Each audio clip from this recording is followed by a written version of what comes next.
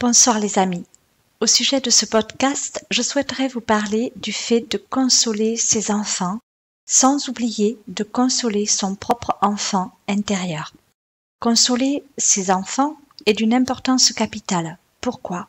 Parce qu'un enfant qui a besoin d'être consolé est un enfant qui est sur un moment donné, instantané, en détresse, c'est-à-dire qu'il a une surcharge émotionnelle qu'il ne parvient pas à gérer au travers lui. Donc, bien évidemment, au travers des travers qu'il a encore à réguler, qui sont liés à des mémoires vives, liées à la causalité, des mémoires causales liées aux causes qui ont créé des événements et qui n'a pas su gérer et qui, à aujourd'hui, sont amenés à se révéler au travers lui pour qu'il puisse vraiment parvenir à les surpasser, à se surpasser. Mais dans leurs jeunes âges, les enfants, surtout à la petite enfance, ont des impulsions, des réactions très vives puisqu'ils sont dans la période liée à l'action. Et donc ils ont un manque de discernement sur ce qu'ils sont, la personne qu'ils sont. Ils se focalisent donc sur l'apparence et ils vivent au travers eux des bouleversements émotionnels, des surcharges émotionnelles qui les basculent dans l'ombre, dans leur propre tourment personnel. Donc un enfant qui est dans une situation de pleurs, de colère, ou qui a du mal à s'endormir le soir tout simplement, qui n'arrive pas à gérer ces tensions-là qu'il habite sur le moment, sont des enfants qui ont besoin d'aide. Ils ont besoin d'être apaisés sur le moment.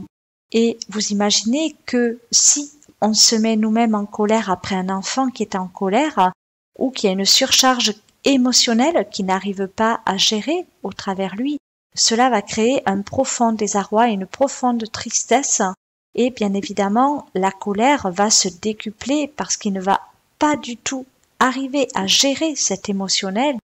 Et bien évidemment quand il y a ce genre d'abaissement personnel, il y a aussi des possessions entitaires qui sont là pour se nourrir des émotions négatives. De fait, plus vous allez vous mettre en colère face à la dualité engendrée par ce que certaines personnes appellent des caprices d'enfants. Par exemple, mon enfant ne veut pas dormir, c'est un caprice. Mon enfant veut quelque chose que je ne peux pas lui offrir, c'est un caprice. En fait, pas du tout. Ce ne sont pas des caprices, ce sont des surcharges émotionnelles, momentanées, spontanées, car l'enfant est uniquement dans l'action jusqu'à l'âge de 7 ans.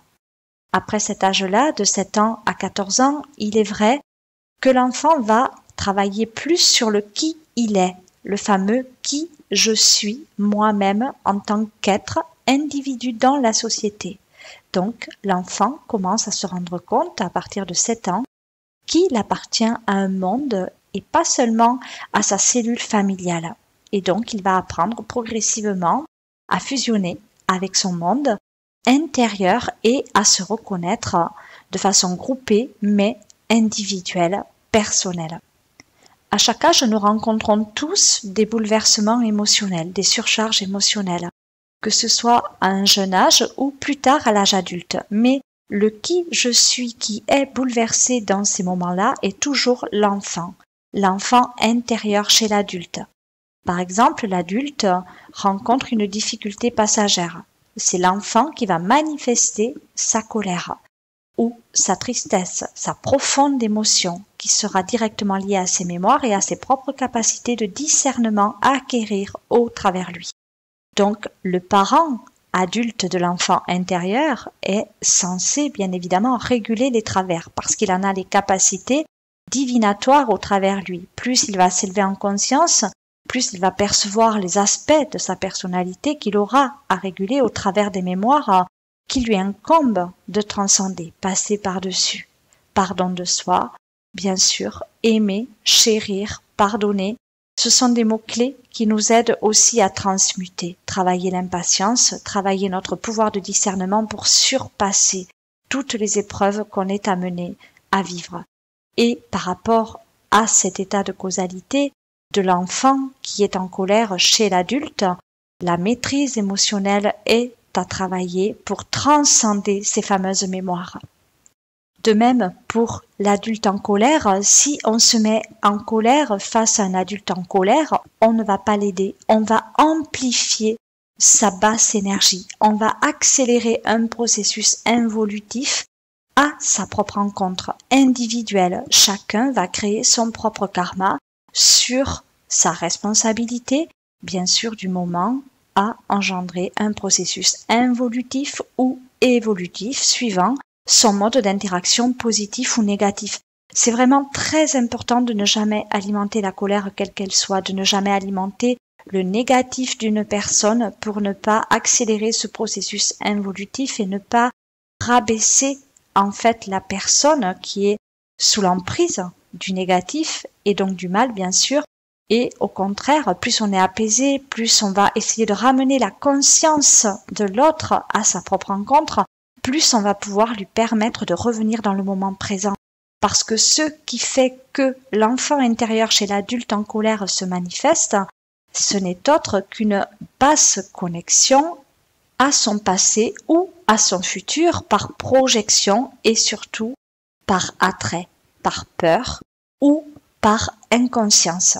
Par projection à son passé, par peur des mémoires déjà vécues et des répercussions qu'elles peuvent avoir sur sa vie actuelle, ou par peur du futur, de ce que la situation présente peut engendrer lié au passé déjà vécu.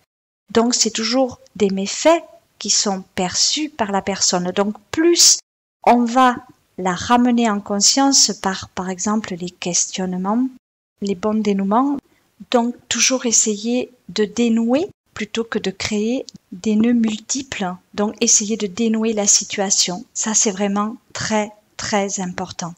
Et l'adulte en question est à même, par son propre discernement, sa maturité d'esprit, sa maîtrise, à maîtriser son émotionnel pour rassurer l'enfant intérieur qu'il habite. Alors tout ceci est vécu toujours au cas par cas, que ce soit chez l'âme d'un jeune enfant ou plus tard chez l'âge adulte. C'est toujours lié à des mémoires vives qui attraient également à des vies antérieures. Pour cela, un travail lié aux vies antérieures est souvent nécessaire pour aider à comprendre pourquoi dans notre vie actuelle il y a des répercussions karmiques qui se produisent. À ne pas oublier que le karma signifie action et que c'est notre mode d'action qui définit notre propre karma. Voilà ce que je peux vous dire concernant le fait que consoler un enfant est vraiment primordial et consoler son enfant intérieur au même titre que son propre enfant, que ses propres enfants. Mais il en est de même, en fait, c'est le même processus pour nos amis, des connaissances ou des gens que nous sommes amenés à aider en thérapie. Seul l'état de conscience peut nous aider à nous élever vibratoirement et donc à acquérir quelque part en compréhension liée aux événements vécus, liée aux mémoires par perception et donc régulation des énergies pour pouvoir être à même et amené à produire l'effet escompté chez la personne ou l'enfant que l'on perçoit en souffrance. N'hésitez pas à revenir vers moi pour de plus amples renseignements ou si vous souhaitez un travail sur vos vies antérieures. Je vous souhaite à tous et à toutes du fond du cœur de parvenir à comprendre et à consoler vos enfants, ainsi que votre enfant intérieur.